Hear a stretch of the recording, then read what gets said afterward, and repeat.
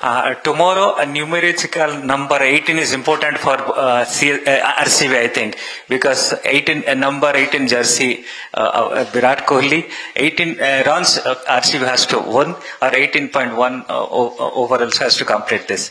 How do you say this tomorrow match? I mean, preparation, like mental preparation for the team. There's a fun answer and then there's a real answer. The fun answer is that last time we played on the 18th, I think RCB is won. So that's the fun answer. The serious answer is that I don't think anything changes for us. We've been playing knockout games for the last 6 games. We unfortunately lost against KKR in the start of it, but somehow we've kept ourselves alive. So nothing changes for us, be it 18 runs or 11 balls remaining. As you said, that's not running in our minds. We just want to continue what we've been doing in the last 6 games. Hi.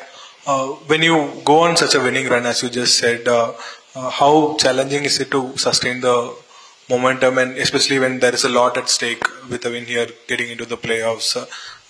Like if you lose here, all that you have won could lose you go out of the season as well. So what is the mindset in the team regarding that aspect? See, again, it's just how you see it, how you want to see it. I may, at the risk of repeating myself, the way we genuinely looked at it 6 games back was, I think it's been documented well as to how honest we were with each other within those 4 walls. And I think be it the batters, the bowlers or the fielders, all of them put their hand up and felt they weren't good enough or up to the mark. So I think that's what we'll be judging ourselves.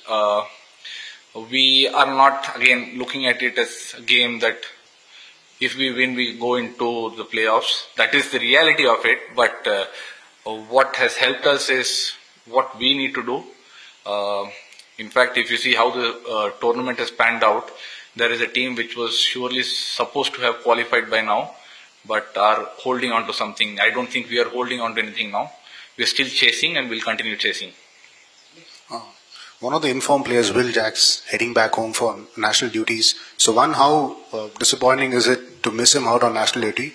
And secondly, who's going to step in for him in the crunch match against CSK tomorrow? See, there's no denying how impactful Will Jacks was. Everybody speaks about the 100 he got against Gujarat, but also what you have to notice and appreciate is the last game when we were 2 wickets down.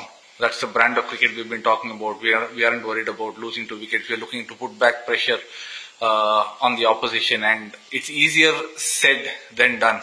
So the player, Will Jacks, will be missed, but the intent at which he played will be missed a little bit more. Now, who comes in? I don't think you need to be a rocket scientist to figure out who comes in, but I'm not going to name it yet. It's not my place to say it, but we're just happy we have very, very good options and very experienced options out there. People who have won multiple tournaments around the globe, be it international tournaments. So I think we have enough options. There are other players who are already playing the 11 who are doing very well. People like Rajat, DK. I don't have to talk about Mr. 18, as was asked before. He's been doing well. Faf has also been doing well. So we have a lot of options within the current squad and many more sitting outside also. So I think we're happy with what we have. Hi Manu. Traditionally, Chinnaswamy has been a chasing ground. You also spoke about, how you've been chasing. Given the forecast for rain and, the whole scenarios around, and the possibility of a truncated game, do you think this creates a little bit of a dilemma in the sense that you could have a situation where you have to chase, say, 75 in 3 overs in terms of toss? Like, would you continue chasing, or would you then have to reconsider in terms of, in case of a curtailed game? So I think again, the good thing about it is it's crystal clear what we need to do. Doesn't matter if it's a 20-over game or if it's a 5-6 over game. As you mentioned, it has to be 5 minimum. But for us, like you said, it might be 3.1 or 3.4 because there are other intricacies weaved within that where we can score a 6 of the last 4 balls or something like that. So we are across it. I don't think we'll be spending too much time on if we need to bat first or ball first. We'll take it as it comes. The last 2 games, our captain has not won a toss. So we, again, just goes to show how we've been playing. not worried about we bat first or second. We've been defending targets, like you said, Chinnaswamy is a ground where you actually chase, but we've been defending targets. We've been getting teams all out, and that's the way I think we'll be able to restrict opponents. We're not going to be going inside that thinking we need to restrict them for 18 runs or 11 balls. We're going to go there, try to stay consistent to what we've done. Like I said, 6 games back, we made a change in our processes. I wouldn't say change, we are more conscious about how we went about things. We'll continue trying doing those things, and hopefully we'll come across the line as winners. Hi, Malu. Hi, so, apart from all the scenarios aside, it's also a game where we're going to see 2 veteran keepers probably play their last time. With DK, you've probably spent so much time. You've played almost all your life. You've played cricket with DK. For you, as a friend and also as a teammate, how is it to see everything culminating and coming to a game which is also supposed to be a deciding factor for you, and to see DK, change his role over the years and the way he's become a mentor also within the side and to various sides as well. For you, how's DK's role been in this IPL, and also how much it will be mattering tomorrow as well? First, like you said, it's probably the last game with number 7 or number 19. You never know. They might go on for longer. But yeah, with DK, like you said, it's been very special and continue to be so. Very happy from a RCB point of view because, as I've mentioned somewhere before, there were a lot of doubts about how he would come into this season, especially at the back of last season. Having the advantage of seeing him up and close as a friend, I knew what work he was putting in. A lot of people talking about, he's had a bad season, he's doing a lot of commentary. But again, when you see teams like CSK, you talk about experience. He's got experience and the work he was putting in behind the scenes. So when it comes to this season, I'm very happy how it's gone till now. Him and the team are very, very aware of the fact that it's not over yet and there's a lot of work left. But on a very philosophical and a very friendly way. I'm very, very happy to be there with him in this stage of his career, irrespective of what he decides to do. Special for him that the attention is not all on him alone. So that takes a little bit of pressure and attention out of him. Malu, as you're the talent scout also for RCB, so as in that role, if you could say something about the guys who are who obviously they will not get chances in the 11, but like Swapnil Singh or Saurabh Chauhan or Manoj Mandage, like what is it that you have seen of their development, and what is it that you saw in them what is it that you see in a player to go for in the auction? First off, I think as one of the talent scouts in the team, our first and foremost job is to give options to our cricket deciding authorities. In our case, it's the director and the head coach.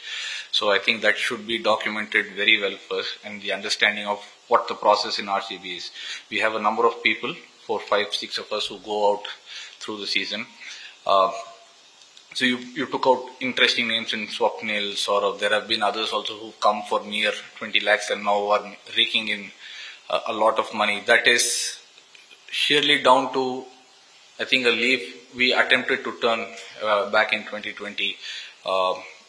What are the skills that we are looking for? So as I mentioned earlier, for us it's very simple. Our cricketing management comes and tells us clearly that this is the kind of skill player you're looking for. So when you have a Virat Kohli opening, usually you're looking for a different kind of player there. You're not looking for another Virat Kohli. So in that bargain, you're ought to miss a couple of players, which we sometimes knowingly or unknowingly do, like most other teams.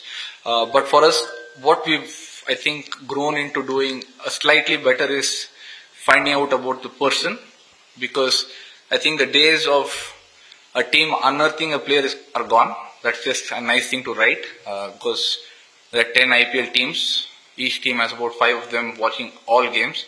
So there isn't any unearthing happening. What is certainly happening is you find the right fit. A few teams do it better than others.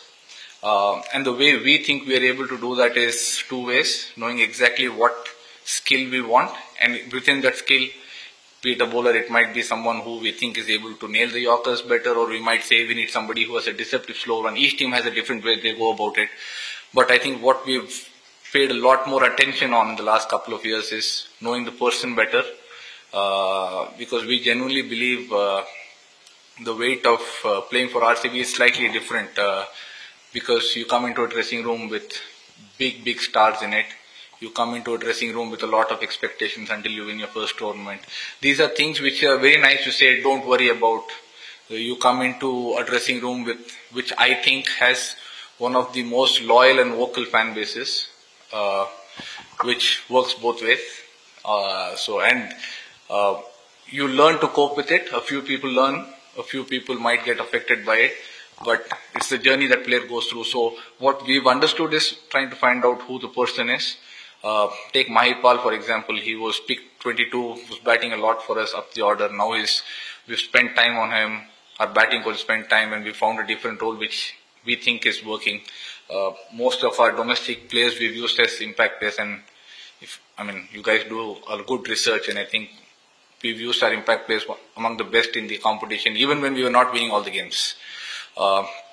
So they've all done very well, and the practice they've been putting in has been absolutely amazing. We brought in Dagar, he did a job. Then we brought in Swapnil because we thought he's got a point of difference with the way he bowls with the new ball.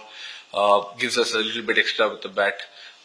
So a lot of work, but it all starts with the clarity that we're given by the management at the start of it, saying what skill they're looking for, and then we try to give them options, and we try to pick who we think is the best player for us. Thank you, ladies and gentlemen. Thank you.